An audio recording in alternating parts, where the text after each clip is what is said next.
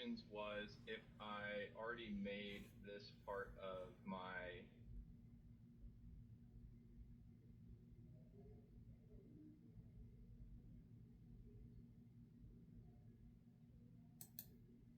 how can I just grab this and date it or copy it? So I can right click on this point, copy, paste it, and then I can just rotate it around. Or the other option would be to mirror it on your Y axis.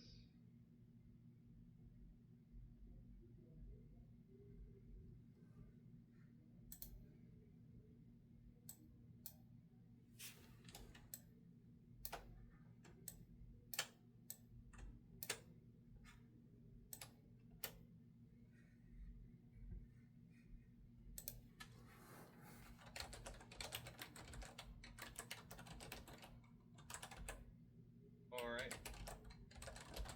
In the interest of time, I want to make sure that we cover the model and put the part together. So I'm going to walk through that piece. Just want to gauge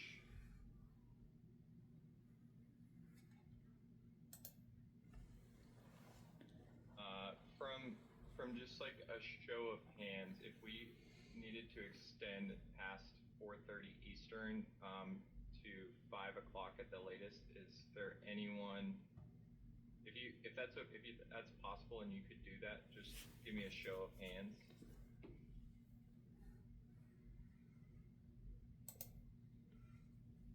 Okay.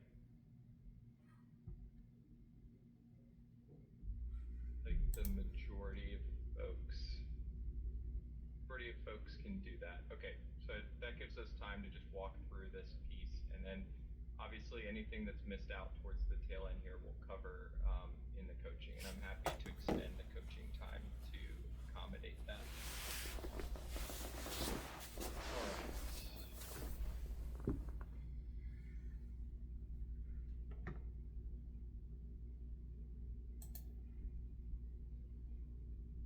Drawing the triangle to select all 3 lines. So if I click and drag over the object, I can get a capture. That's where we were talking about what we can grab here.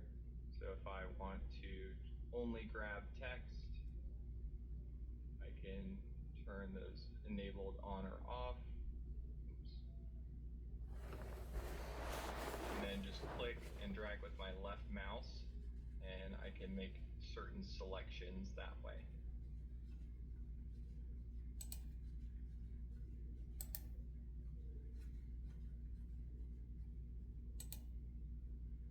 Okay, so getting to the models and components piece. So for building a model, we've got a symbol, we've got a normally open contact. We want to reference this slide when it comes to your panel component design. You're going to need to understand what symbols you're going to need for your component. You're going to need to understand what you need from the physical model, and then you're going to need to keep the way that the model is set up should be in keeping in mind how the symbols are going to appear. So the order of operations can apply there. Now, the first time you build a component or a part in the database editor is probably going to be the longest it takes you to build a part. With time and better understanding of how the tool works, you can get pretty efficient at building parts, laying out the schematics, and putting it all together on the component. For the model design plan, you want to create a new model, so a blank model. You want to assign, in my opinion, the best practice is to call the part M underscore, so model underscore, and then the part number of the component, or the one that captures the form factor for that series, okay? Then you can get a step file from a couple different places. You can have an OEM download, or you can get your step models from the component cloud. You then want to orient the step front view and scale the model envelope. So let's just go through these pieces here.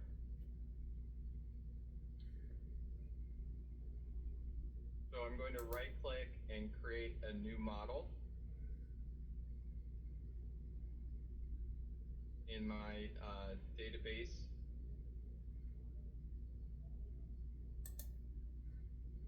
And then I have this option up here to import step file.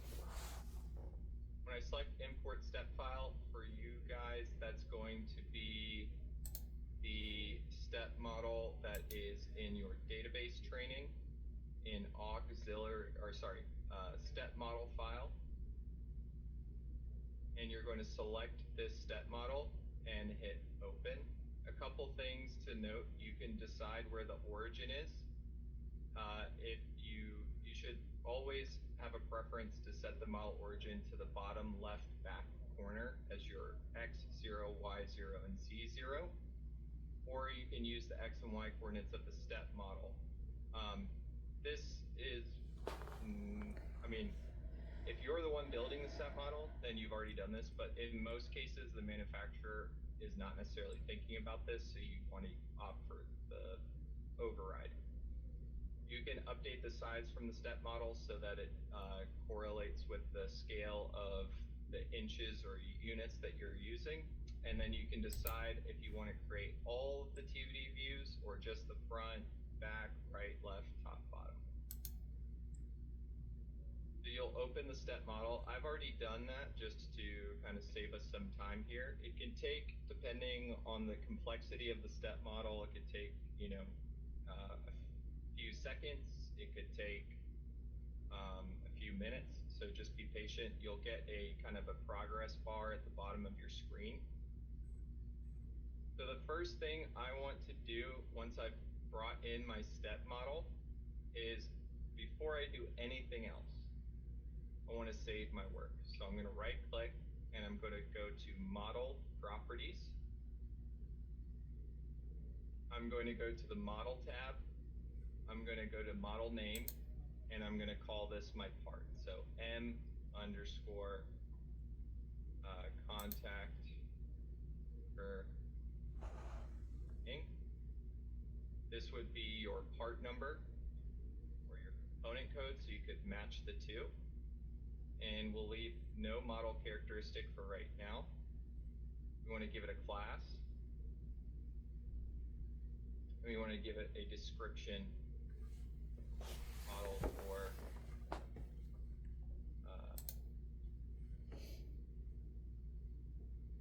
we can add an attribute here where we might link to where we got the step model from, or link to a data sheet, or maybe a link to where we got the step model from, or a note saying, okay, measurement unit in inches. This is all I want to do initially. Once I have this information, I want to right click and save it to the database. Now you can see my board here is very large.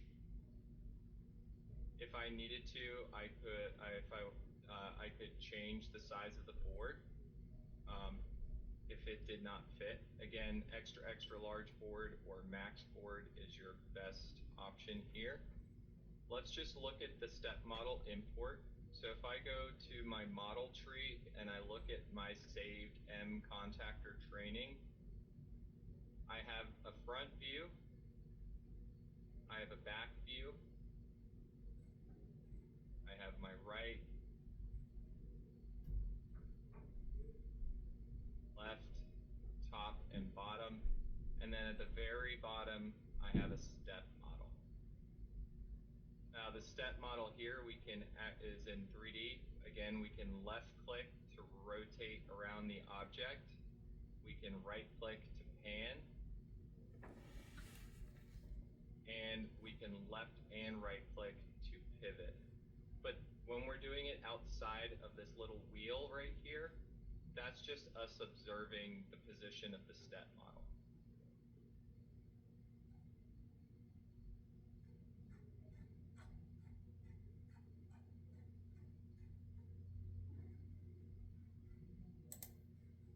If I look at this wheel, if I have my tooltip is showing, so it's telling me what the instructions are. If I double click on a disk, I'm going to align my XY or XZ to that plane.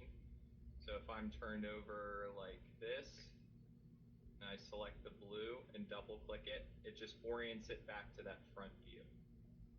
So let's say we had the step model come in a little bit wrong. Okay. Let's say that the orientation came in like this. So now if I look at my model from the front, this is my front view, which is incorrect. Okay. So how do I orient it correctly? The wheels, this is the disc, and these are the rings. If I grab this ring, this green one, I'm going to rotate it on my y-axis. If I grab it on the red one, I'm going to rotate it on the x-axis. I've rotated it now on the x-axis, and if I rotate this outer ring, I can orient it, or I can rotate the object.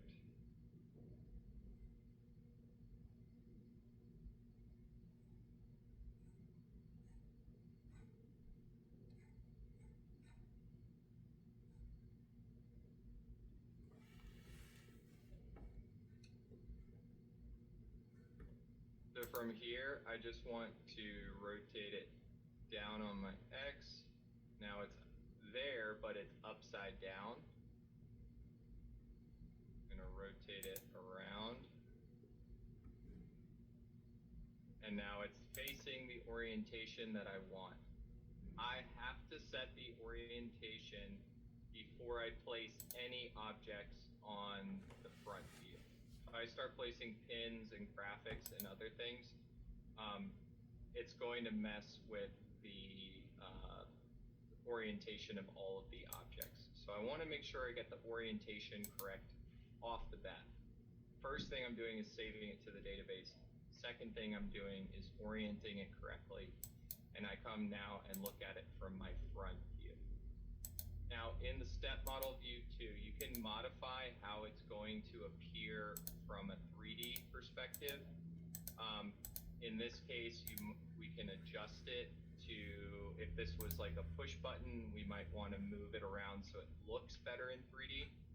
But from a measurement perspective, any drill holes, any pin placements, all of those are based on how it appears in this 2D view.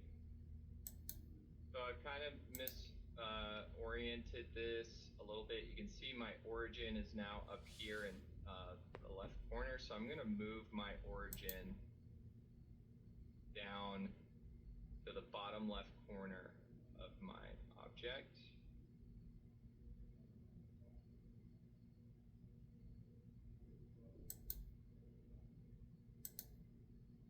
So now that it's in the bottom left corner, if I look at my model properties, and I look at my shape tab, you'll see my origin is in the bottom left corner, okay? So now when I add my pins and I add my plot points or any mounting description, it's all relative to X0, Y0, and Z0, which is this bottom left corner. So let's jump back to our checklist. I've oriented the step front view and I scale the model envelope, which means the fit requirement area is set to the boundary correctly. Next thing I want to do is insert my symbol origin, or my model origin and nodes. So I'm going to come back in here and I'm going to just go up to my pin nodes this time what I'm going to do is I'm going to select a pin node, which is my connect all directions. And I can insert a single pin node here, and I can come in and I can place it on this first pin, my coil. Now, if we want to be super cautious, we would say, okay, I want to actually maybe be on the inside, but the way that the wire length calculations are made are pretty conservative, so we can get away with placing it right in the center here. But if that is something that makes you uncomfortable and you want to be on a little bit on the longer side, that's okay too. Okay, so I'm going to place it right in the center here, and then as I'm doing that, I'm actually I'm determining the pin order. So if I'm looking at this, if I'm being correct about how I want to place my pins, I want to think, okay, my first symbol is the coil, so that's going to be my master symbol. So I want my next pin to be the A2 of that coil. The next pin to be the first contactor or contact symbol I'm going to add here. And I actually want to be the next one to be this one right here, because this is going to be other side of that contact symbol. Now we can do this kind of thinking for a simple component like this. When we get to a more complex component that has 30, 40 pins, this kind of is a little bit different. Then we just want to think really strategically about the order. But for right now, we're just going to go ahead and follow this logic here. Now this is, as we're doing this, I'm going, okay, that's my next contact, and here's my final contact in node right here. And you'll notice now if I go to my model properties, and I go to my slots pins tab, I'm adding all of my pins, and you can see that these are connect all directions, and they are sitting basically on the surface level here. Okay. So I'm going to adjust these here in a second, but before I do that, I just want to show you the quicker way to do these pin nodes. So I'm going to deselect text. I'm just going to grab symbols, connect nodes. And I'm just going to delete these for a second. The other way to do this is to add multiple nodes. So I'm going to add multiple nodes. Oh, sorry, before I do that, most important, I'm going to get a couple dimensions. I'm going to get the distance from this pin,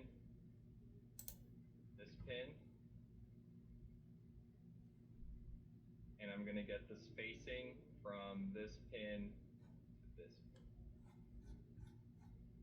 Okay, so the cheat code here, or my pro tip here, is if I'm going to insert multiple nodes, I'm going to position this just to the left of my screen. I'm going to insert multiple nodes. I'm going to pull this out over here so I can still see my dimensions that I added. So my horizontal, I have 3 pins. They are 0.56 apart, and I have 2 rows of them. And the spacing between those 2 rows is 2.1. Connect all directions. Fine. I'm going to use, I could set a use position, so if I knew the coordinate precisely. The other thing I'm going to do is determine my node order. So based on my logic, this is pin 1 in the top left, the very top left. That's my A1. The next one is my A2. For these pins, for the contacts themselves, I want to start in the top left corner, and I want to go down and then to the right, down and then to the right and down. So if I use this option second to the left from the bottom right corner here, that's going to determine my pin order. Come in, and I'm going to drop them this way. Okay. Get rid of my dimensions.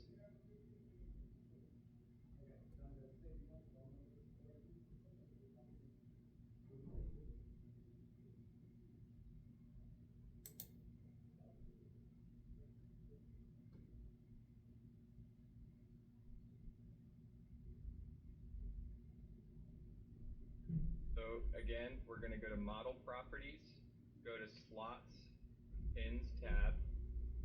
Now I have them somewhat in position, but I need to adjust them further. And I could go and get the coordinates from my Z-axis, from my top view or my bottom view. But what I can actually do here is just hold Shift and select these two coils here, the A1 and A2 of my device. I can change their connection type, or I can modify their connection type. So these are screwed connections. The connection direction is all right now, but I'm just going to say these can only be connected from the top. So now they change so that they're just pointing up. I can determine a max wire count for this coil, so I'm going to just leave it as 2 for right now. And then for my Z position, I look here, I'm just going to adjust it down to 2.75. That's not enough. Down to 2, down to 1.75. And these pins are adjusting in my 3D preview as I make that Z position change. Up here, I'm close, but I'm not quite there, so I'm just going to come down to 1.5, and I'm in position. Okay? Take the next set. It's going to be all of the top ones. Do the same thing here. Screw connection direction from the top. Max wire count 2, and set it at inches. I'm a little low, so I'm going to come up 2.25. Low, so I'll go up to 2.5.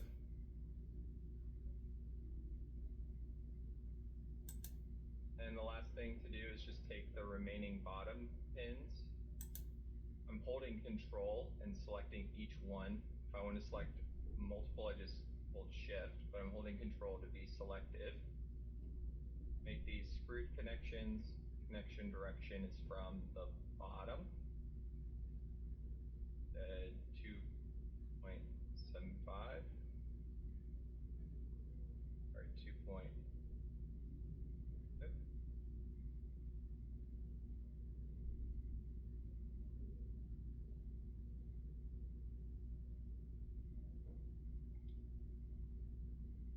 And then the last thing I can do, I'll just apply these to my model. So now it looks a little different. They have a connection direction going up for these ones and down for the others. I'm going to hold Shift and select all of the pins, and I'm going to check my spec and define the correct minimum and maximum wire gauge. Say the minimum is a 10 gauge wire and the max is a 16 gauge wire. If I have 2 terminations, then I want to consider what's the max size that they can exceed. The diameter of 2 wires terminated on 1 pin cannot exceed the diameter of a 10 gauge wire. That's my total maximum. If I have a PLC component, for example, where I actually come in from the front, but then I want it to go up to the top or up to the bottom, I can actually do that by adjusting the routing say that I want it to come actually up 1 inch before it travels to its target, which is the cable duct. They come up 2 inches first, and with this case, it will come up 2 inches before traveling to the center of the cable duct. I can adjust it on the Y, say I want it to be at an angle.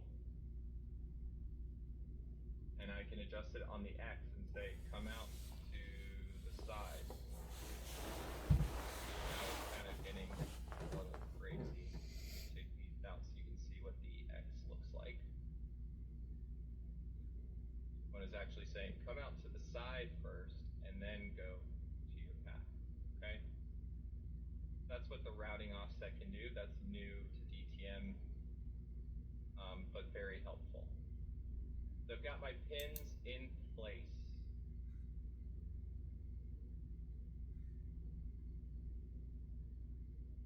Next thing, I want to go back to my cheat sheet here.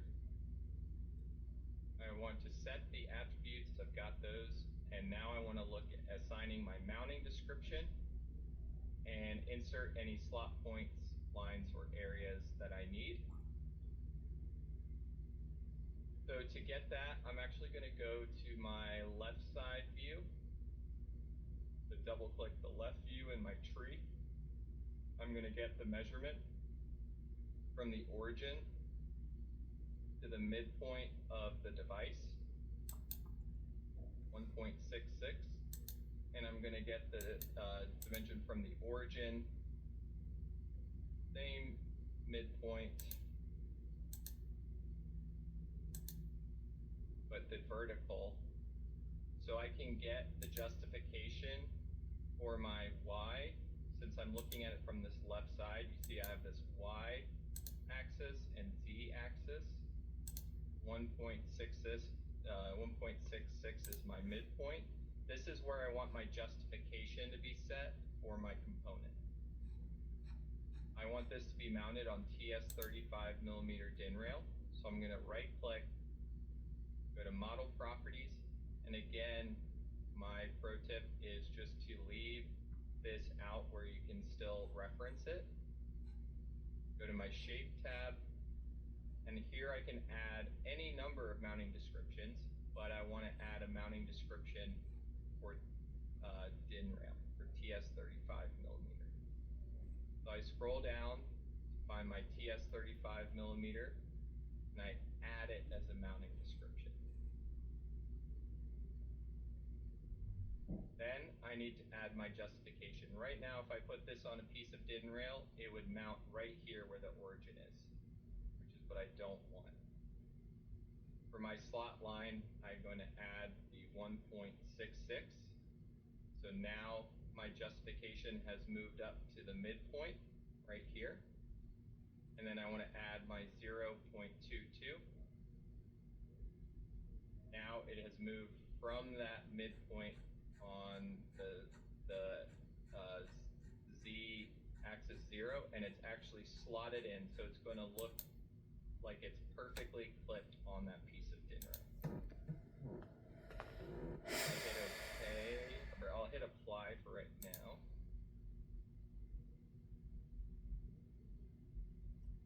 The other thing here is I can adjust the size of my fit requirement area.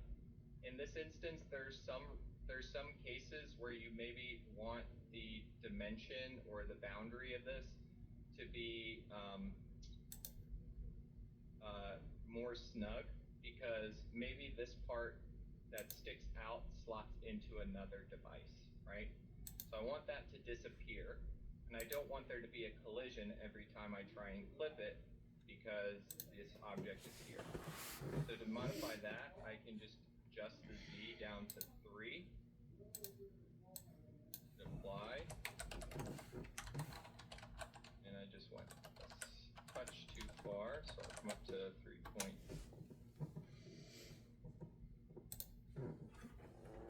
This is one where it should just get the measurement. Set my highlight, which is Shift F3, or this reset highlight button. get the measurement from here.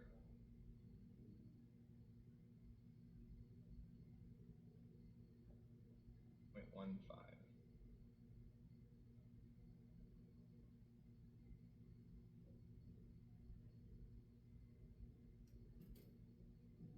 Properties.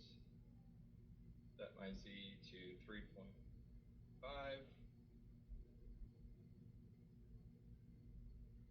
Apply. And now it's snug, and this piece is now kind of, it's still represented in my 3D view, but it's not really a part of my boundary anymore. Okay, so this helps you avoid some collisions. My dimensions.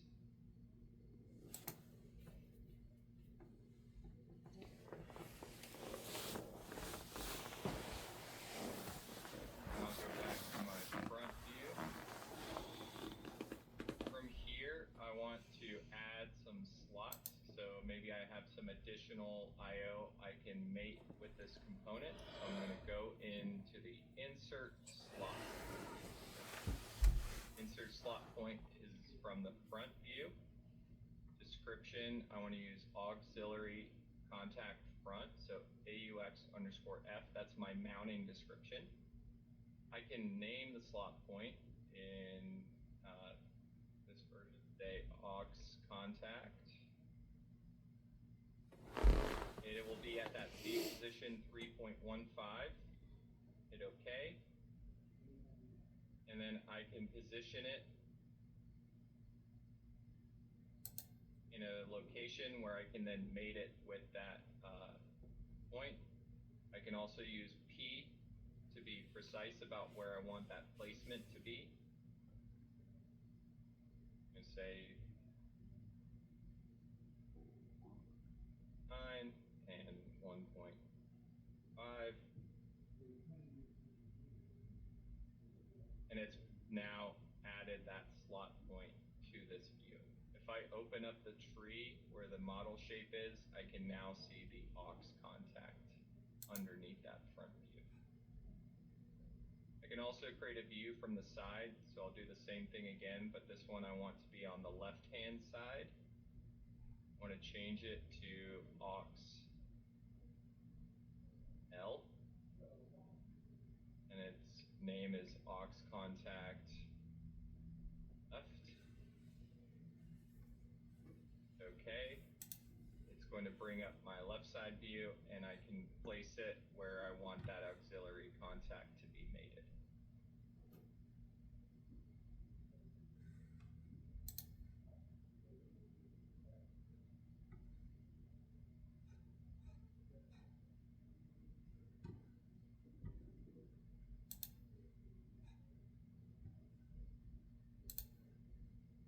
So from here, I can then reset here. The last thing I want to do, if required, is add restrictions. So let's say that I had space requirements for this device. I can add a restriction for components, or a restriction for connections, or a restriction for all. In this case, I'm just going to be restricted for components. Hit OK. Then I can actually come down here. What I like to do is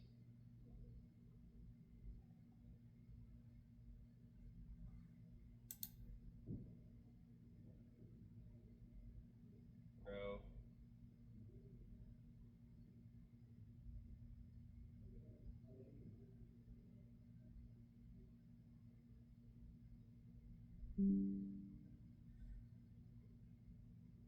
So you can draw the boundary, or in my case, what I like to do is set it to just a boundary that I can kind of sit off of. 3.25 and 3.75.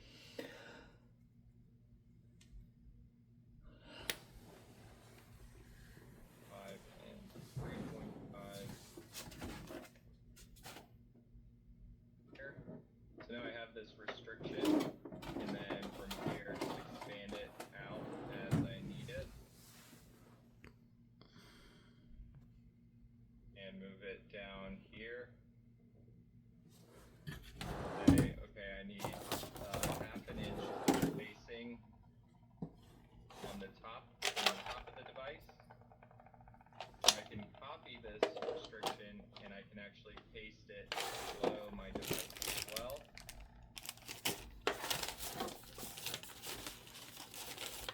And then this basically becomes an extra part of the boundary that says I can't place any device in any closer to this, any closer than this restriction right here.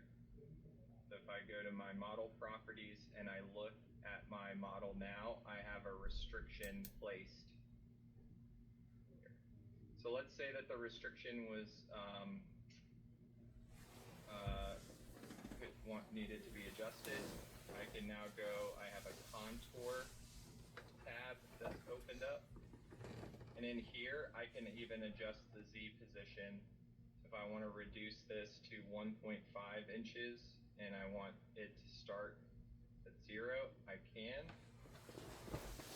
Now changing it to just the bottom half. And if I go to restrict it for components on this side, I could also say 1.5 is the height, but I want it to start at 1.5 on my device. So it just shows you how you can adjust that position of that restriction.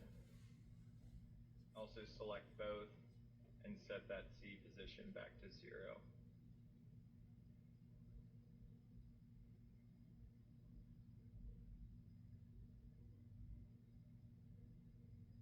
So the last thing I do is I need to add my context.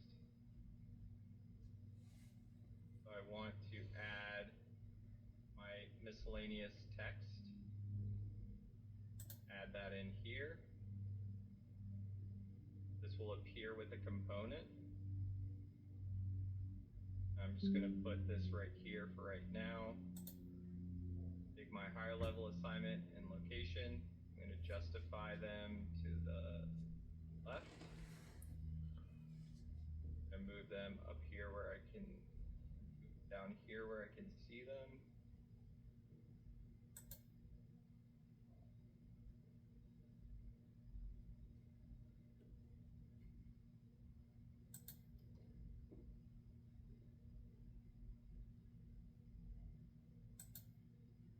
And then I could take the component code, and if you have a preference on how you want it to look visually on your panel, you might want to put the component code in the bottom left, and then the reference to master down in the bottom right. Like this.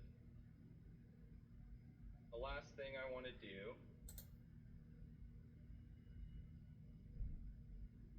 my fit requirement area.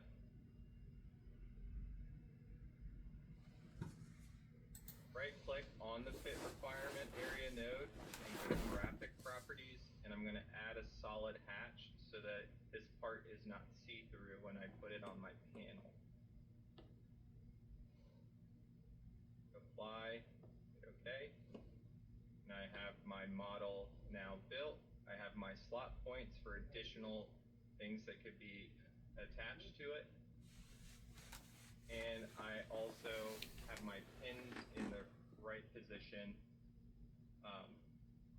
Now with the pin placement, if it's too difficult to be precise, like something's just enveloped inside like an object that's hard to see into, being conservative with your pin placement and just keeping it in a format that's organized is your kind of your best bet, to be honest. So like if the pins are not as clearly visible to see, even just putting a row in the center of the device or somewhere relative to where you think those pins are is sufficient. That's not a hill that you need to die on when it comes to getting your parts. So I built my model. So the next piece here is I need to create my component. So I'm going to go to my components here. I'm going to right click and I'm going to create a new component. It's a standard device. You'll see you have options here on the left depending on what you're creating. Have other options, a terminal block, a connector with inserts. A sub-circuit is where you would add that E3 part file that we created for that cable so that it could be saved as a part in your database. An assembly, we'll call this our training contact actor. I'll give it my authorship, which is invent. And this is where I define how I want it to be named as a device designation.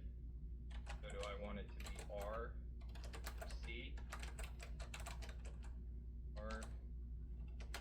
And then if I have an existing device, I can copy the structure of that device. Or I can start from a predefined template. So here I could provide my article number, which could be a catalog number, class, and description. And this is where you do want to think about what attributes you want. Think about the report generator. Think about what you want to pull out from this project. Do I need to add manufacturer? Do I need to add supplier? Do I need to add lead time? Do I want to add any input voltage or short circuit current rating or any of those other things that are going to be helpful to have for reporting or for at least calculating or generating? So I'll add manufacturer just to show you as an example. And if you want to add an attribute, like the number of auxiliary contacts, and you want to remove it, just right click on the gray box and you can delete that attribute. Once you have all your attributes, you hit next. You want to generate a completely new structure since this is a part from scratch. Hit next. You want to edit the component graphically. If it was a dynamic part, let's just say it was something that was never going to show up in a drawing, it was never going to show up as a symbol, but you just want to have it as something that you can use in the database, think about additional parts, then you would just save it to the database. But since we want to put this all together, we're going to edit the component graphically. So now I'm in this top component folder. Okay? Because we made these changes, I'm going to remove that contactor model that we created. And I'm going to go to my model. I'm going to find that contactor that we made.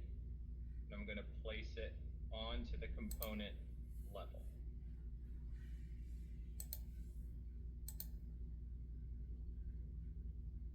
From here, I need to add my symbol. And now, if we're following what we were talking about with the order, my pins go pin 1, pin 2, 3 at the top left corner, 4 at the bottom left corner. So if I follow the logic of my placement of the pins for the model with my symbols, there is a really quick and easy way to do this. So first I'm going to go to the coil folder and I'm going to get my coil.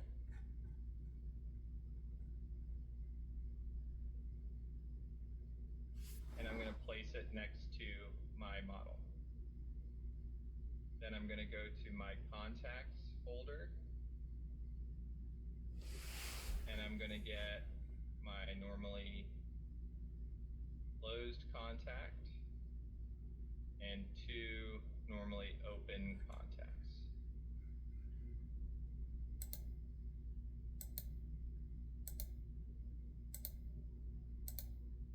So I have my symbols placed here.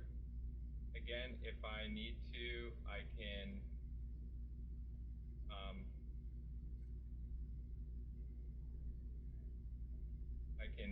delete this and pull in a different one. If I need to.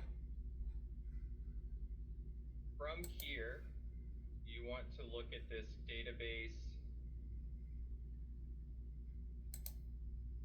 connections toolbar.